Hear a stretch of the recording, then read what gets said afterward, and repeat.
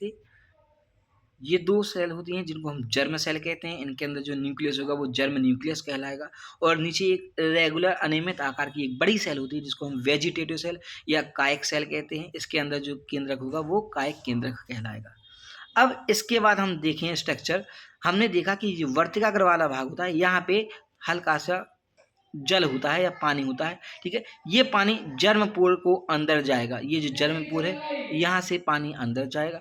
जब पानी अंदर जाएगा तो ये कोशिका फूलेगी, जब फूलेगी तो यहाँ से इस भित्ति पे दबाव पड़ेगा। क्या पड़ेगा? दबाव पड़ेगा। इस दबाव को क्या बोलेंगे हम? टर्गर प्रेशर बोलेंगे। क्या बोलेंगे? Turgor pressure. और टर्गर प्रेशर के कारण वेजिटेटिव कोशिका या कायिक कोशिका में जल भर जाएगा। क्या हो जाएगा? इसमें ये जल भर जाएगा। एक बार फिर से बच्चों ध्यान देना, बाहर की लेयर क्या थी? एक्साइन थी। अंदर की लेयर को हमने एंटाइन बोला था। इसके बाद ऊपर 2 कोशिकाएं थी जिनको हमने जर्म कोशिका बोला या जनन कोशिका बोला। नीचे एक बड़ी कोशिका थी जिसको हमने वेजिटेटिव कोशिका बोला।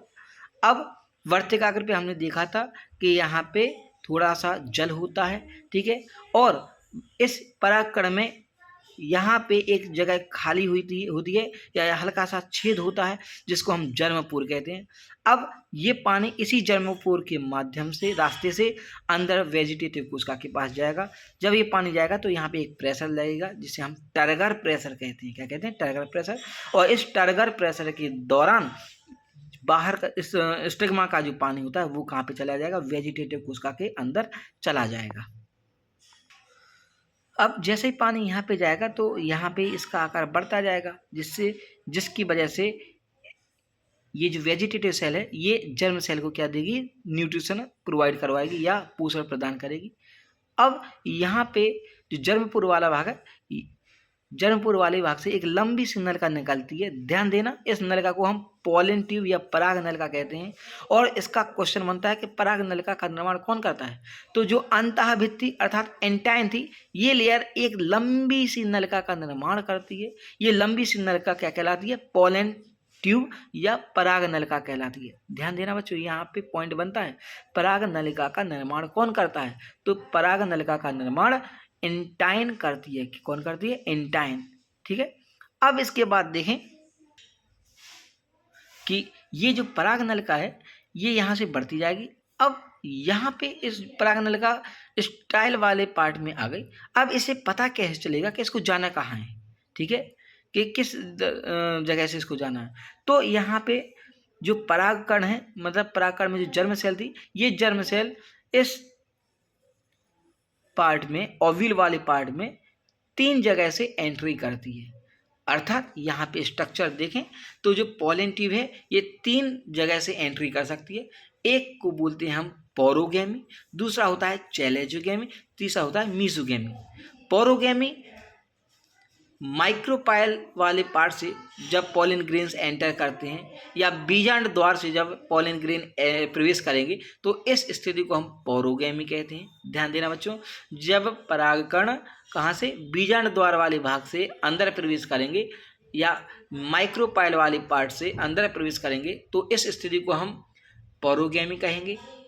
जब परागकण निभागीय भाग से अर्थात चैलेजा वाले भाग से प्रवेश करेंगे तो इसको हम चैलेजोगेमी बोलेंगे। और जब परागकण अध्यावरण वाले भाग से प्रवेश करेंगे या इंटीग्यूमेंट वाले भाग से अंदर प्रवेश करेंगे तो इसे हम मीसोगेमी कहेंगे। क्या कहेंगे? मीसोगेमी। एक बार फिर से डायग्राम के थ्रू हम देख लें। जैसे मान लो ये अपना ओव्यूल है, इस ओव्यूल में ये पार्ट होता है माइक्रोपाइल या बीजांड द्वार। अगर परागकण यहाँ से अंदर जा रहे हैं तो इसको हम पोरोगेमी बोलेंगे।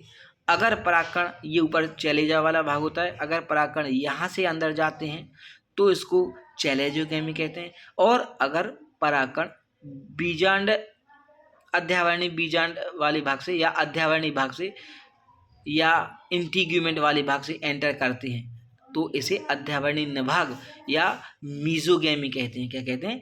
मीसोगेमी कहते हैं। अब यहाँ पे एक छोटा सा नोट है, इस नोट के माध्यम से आपको बहुत सारी चीजें समझ में आ जाएंगी। ओवरी के अंदर ओव्यूल होता है, ओव्यूल के अंदर एम्ब्रियोसेक या एंडोस्पर्म या भ्रूणकोश प्रेजेंट होता है। इस भ्रूण कोश के अंदर 6 कोशिकाएं होती हैं, जिसमें से 3 कोशिकाएं ऊपर होती हैं, 3 कोशिकाएं यहाँ पे ऊपर होंगी, 3 कोशिकाएं नीचे होंगी और 1 कोशिका बीच में होती है। ठीक है, जो 3 ऊपर कोशिकाएं होती हैं उसको प्रतिमुखी कोशिका या एंटीपोडल कोशिका कहते हैं। जो 3 नीचे कोशिकाएं होती हैं उनको हम एग एपरेटस कहते हैं। क्या कहते हैं? एग एपरेटस कहते हैं। इन एग एपरेटस में 2 प्रकार की कोशिकाएं होती हैं। एक तो मध्य में होती है जिसको हम अंड कोशिका या एग सेल कहते हैं, और इसके बगल से 2 कोशिकाएं होती है जिनको हम सहायक कोशिका या सिनर्जिड कोशिका कहते हैं। अब इस सिनर्जिड कोशिका के अंदर कुछ उंगली नुमा संरचना होती है जिसको हम फिलीफॉर्म स्ट्रक्चर कहते हैं। क्या कहते हैं? फिलीफॉर्म स्ट्रक्चर कहते हैं। उंगली नुमा संरचना होती है। इन संरचनाओं से एक विशेष प्रकार का रसायन पार्ट निकलता है या रसायन का स्रावन होता है।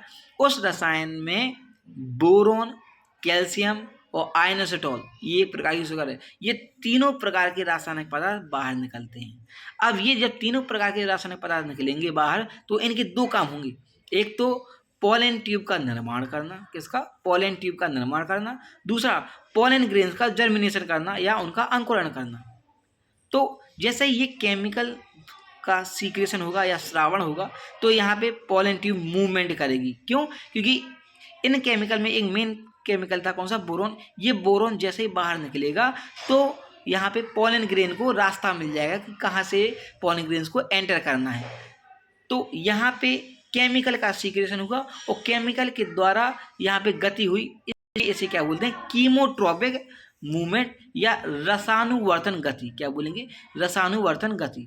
और दूसरा पॉइंट, इसमें पोलन ट्यूब अट्रैक्ट होने लगेगा, अर्थात जहाँ जहाँ से पोलन ट्यूब निकलती जाएगी इसी बोरोन की हेल्प से ये अट्रैक्ट होती जाएगी और अपनी गति करती जाएगी। आशा करता हूँ बच्चों ये वीडियो आपको समझ में आया होगा। बहुत ही इम्पोर्टेंट वीडियो था। इसमें हमारे सभी प्रकार के राज्यों के जो बोर्ड पेपर होते हैं पूरा इसी में से आ जाएगा। इसके अलावा नीट से बहुत सारे क्वेश्चन बनते हैं इस टॉपिक में, तो वहाँ से भी आपके लिए बहुत यूजफुल रहेगा। और अगर वीडियो अच्छा लगा तो ज़्यादा से ज़्यादा लाइक करें, सब्सक्राइब करें और मेरे चैनल को शेयर करें। थैंक यू बच्चों।